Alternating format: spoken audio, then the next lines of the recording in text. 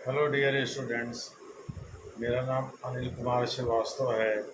अभी अल जजीरा को दिए एक इंटरव्यू में बिलावल भुट्टो, जो कि पाकिस्तान के पूर्व विदेश मंत्री भी रहे हैं, उन्होंने हाफिज़ सईद और मसूद अजहर।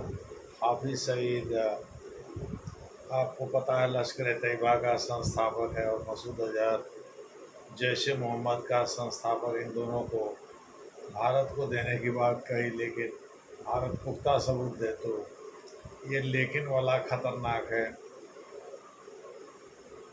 हालांकि तलहा सईद, जो कि हाफिज सईद का बेटा है, उसने इसका विरोध किया। इससे इसको पाकिस्तान की संप्रभुता पर प्रहार बताया है, और बताया है कि इससे पाकिस्तान की इमेज खराब होगी।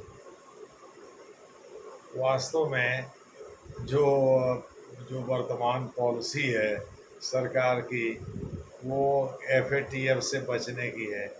भारत ने एफएटीएफ में फिर से ग्रे लिस्ट में डालने की योजना बनाई है पाकिस्तान के, ताकि पाकिस्तान को के कोई विदेशी फंडिंग ना मिले, पाकिस्तान में निवेश ना आवे। इसके लिए ग्रे लिस्ट ही पर्याप्त है। ग्रे लिस्ट के बाद ब्लैक लिस्ट होता है, लेकिन ग्रे लिस्ट में डालने के लिए भारत ने एफएटीएफ से काफ़ी रिक्वेस्ट किया है। अब इसी के हमको लग रहा है इसी की एक चाल है भाई। भारत द्वारा तो एविडेंस पहले भी दिया जा चुका है। 26/11 घटना के बाद लश्कर तैयबा के हाथ होने का पक्का सबूत डॉक्टर मनमोहन सिंह की सरकार ने दिया था पाकिस्तान को, लेकिन पाकिस्तान उससे माना ही नहीं। जैसे आप नहीं मानेंगे किसी चीज़ को, तो एविडेंस देने से फ़ायदा क्या है। जैसे हम किसी चीज़ को आम कहेंगे, वह एक तथ्य है, लेकिन आप उसको मानेंगे नहीं। आप बार बार कहेंगे नहीं वो इमली का पेड़ है, तो उसमें हम क्या कर लेंगे भाई। हम आपसे लड़ाई झगड़ा करें तो भी आप नहीं मानेंगे। हमारे यहाँ एक चतुरी ककवा था, जब हम लोग पढ़ते थे तो प्राइमरी स्कूल में, उसको पांडे जी हम लोगों के टीचर थे। वो जिसे घंटी बजाया जाता उसे मुंगड़े से मारते थे। वो कहता था कि मार पर मुआ देव तब हम अपन बात नहीं छोड़ा, अरे हम अपनी बात कहेंगे। हम लोग उसको चतुरी काका बोलते थे। पांडे जी पीटते पीटते थक जाते थे, रोता रोता थक जाता था, लेकिन वो खाता अपने माने उनकी बतिया को काटता था। तो इस प्रकार से मान लीजिए पाकिस्तान को कितना भी एविडेंस भारत दे और पाकिस्तान माने ही ना, तो कहाँ तक हाफिज सईद और मसूद अजहर का डिपोर्टेशन हो पाएगा या एक्स्ट्राडिशन हो। पाकिस्तान के साथ कोई प्रत्यर्पण संधि भारत की है नहीं। ऐसी दशा में मसूद अजहर और हाफिज सईद तो आराम से बच जाएंगे। दूसरे शब्दों में पाकिस्तान मानेगा ही नहीं, तो भारत कर क्या लेगा। यही जिद भारत की है, और यही जिद पाकिस्तान की। पाकिस्तान भारत की कोई जिद नहीं। भारत तो जानता है भाई पाकिस्तान मानेगा नहीं, और वो कभी भी हाफिज सईद और मसूद अजहर को भारत को नहीं सौंपेगा। लेकिन तत्काल के लिए अगर हम मान लीजिए हमारी इमेज आतंकवादियों को पोषित करने का की नीति की है या ऐसे राष्ट्र की है, तो एफएटीएफ के प्रकोप से तत्काल में बच जाएंगे।